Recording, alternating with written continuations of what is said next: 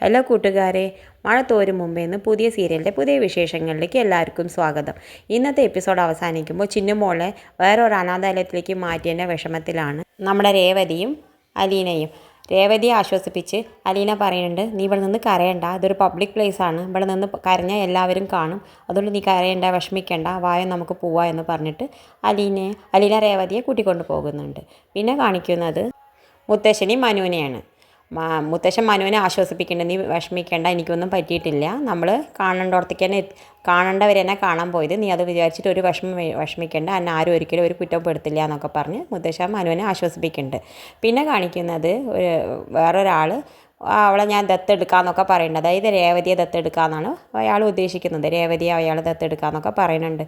പിന്നെ കാണിക്കുന്നത് നമ്മുടെ അലീനയും മമ്മീനെയുമാണ്.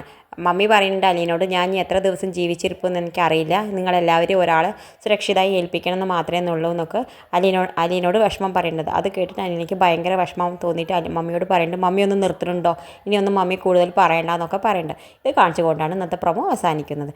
ഇതുപോലെയുള്ള മഴത്തോരു മുമ്പ് എൻ്റെ പുതിയ സീരിയലിൻ്റെ വിശേഷങ്ങൾ നിങ്ങളുടെ മുന്നിൽ എളുപ്പത്തിൽ എത്താൻ ഈ ചാനലൊന്ന് സബ്സ്ക്രൈബ് ചെയ്യാൻ മറക്കരുത്.